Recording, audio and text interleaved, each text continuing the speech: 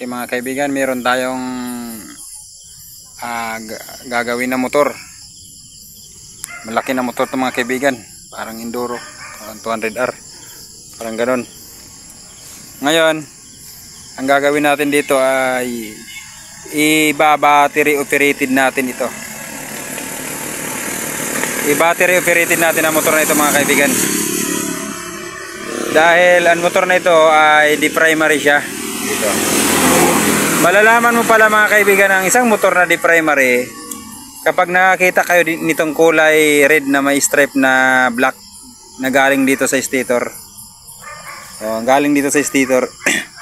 Kapag nakakita kayong motor na pag pinuntahan yung wire na galing stator, tag mayroon kayong nakitang wires na ganitong kulay, nangulugan niyo mga kaibigan na ang motor na yung ginagawa ay di primary siya. Di primary siya. Kaya ngayon, i-battery operated natin ang motor na ito. Kaya ano na, mahina ng kuryente ng primary niya. Hard starting. Hard starting. Okay, hard starting siya. Kaya ngayon natin siya i-battery operated natin siya. Ito. Okay. Wala tayong biniling bago na CDI. Kaya lang ang CDI na ito mga kaibigan ay battery operated. Pero paano mo masabi na battery operated ito? Okay. Pag nakakita kayong CDI na ganito, tingnan niyo lang dito sa likod. Oh. Dito sa likod, meron kang makita na brand sa motor niya na Liwa. Tapos meron kang mabasa dito na DC operated. Ibig sabihin mga kaibigan, direct current siya, 12 volts. Kaya ito ang ilalagay natin dito. Oh, pakiilaw yan. Okay, huwag para likot ha. Okay. Ganito yan ang paglagay niyan mga kaibigan. Okay. Rapik eh. Ito, magkatulad din sila ng kulay. Green na may stripe na puti. Ito yung ground ng pulser mga kaibigan. Ground ng pulser, tandaan nyo. Ground ng pulser.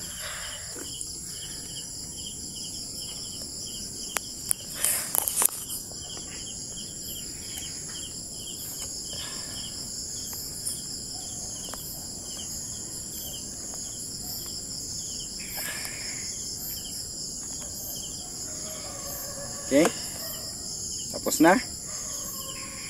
Sunod, itong blue na may stripe na white. Ito yung ano niya, pulser niya mga kaibigan. Oh, ganun rin, hanapin nyo lang. Sibog Bikoy, ilapit mong kamera. Gina-zoom ko man.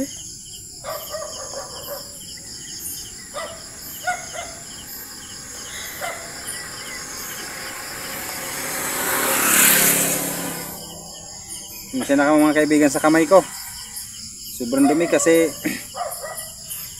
nagputol ako ng kanina. Nilagay ako ng bagong sprocket.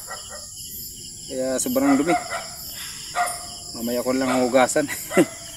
Ito pala mga kaibigan, meron tayong nakita dito na kulay green. Baka maitanong nyo saan natin ito ilalagay.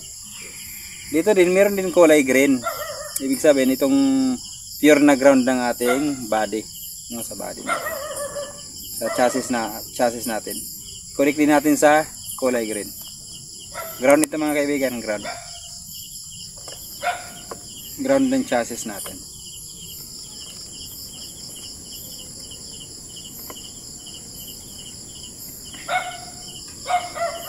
Okay, sunod ito itim na may stripe na dilaw.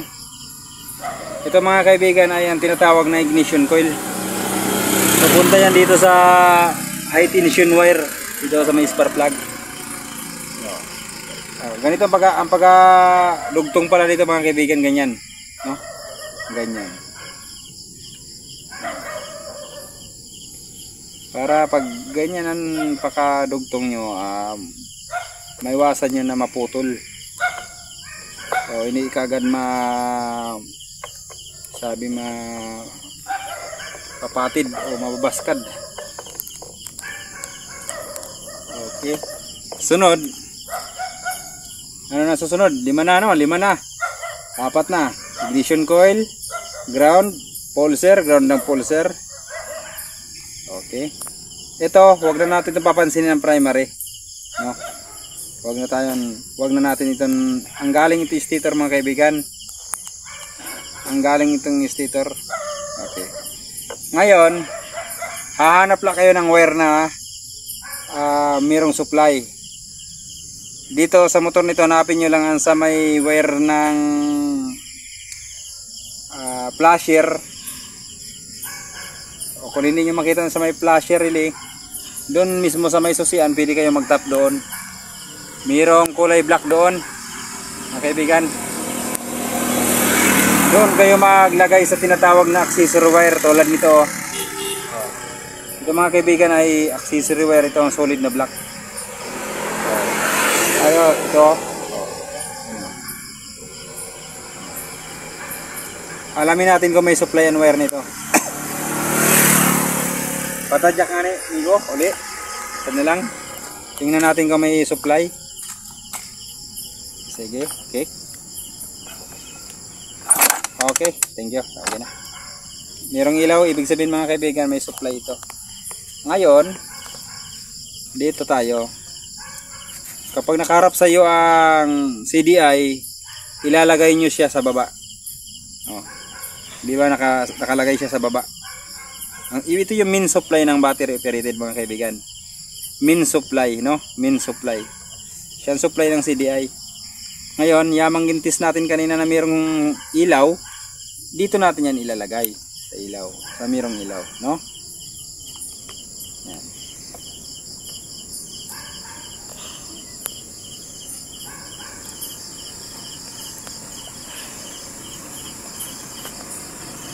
Okay.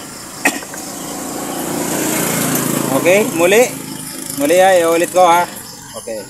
Itong blue na may stripe na puti, pulser. Green na may stripe din na dilaw o kaya puti, ground ng pulser. Solid na green, ground mismo ng ating body natin, yung chassis number natin, chassis natin. Tapos itong black na may stripe na yellow, ito yung ating ignition coil, puntang ignition coil. Tapos itong dito na nakalagay sa baba, ito yung supply ng ating CDI, no? Kaya alamin natin ngayon kung mayroong supply ng kuryente. Pakipadyak mo nga. Dito ka naman video yan. Testing nyo na kung may kuryente na yun. Padyakin na rin. Tapi ke bebe. Pat, kuryente na. 1, 2, 3. Go. Meron na? Yes. Yay. Bilang kita. Po. Oh, ayan mga kaibigan. Nagkaroon na ng kuryente. Oh, isa pa. Sige. Oh, ayan. Makalakas? Po. Sige na, kay angat-angat ah. Angat-angat. Para makita. Banyak. Ayo. Pag banyak ay nagpang kuryente na siya. Ah. Okay. Kita. Po. Oh, ayan na. Okay, sad pa. Yay. Okay. Lakas. Isa pa. Okay, ganyan lang mga kaibigan mag-troubleshoot. Ano? Hindi pa natin ito papaandaran kasi wala pa itong gasolina. Bibilihan pa ito. Ang mahalaga ipinakita ko sa inyo. Ipinakita ko sa inyo na mayroon ng kuryente. At sure na yan, na andar na yan basta mayroong kuryente mga kaibigan. Gasolina lang kulang yan. Okay, ganun lang ano. Maraming salamat sa ano. Sana subscribe niyo mga kaibigan, no? Panasiyahan kayo sa troubleshoot. Maraming salamat. Thank you for watching.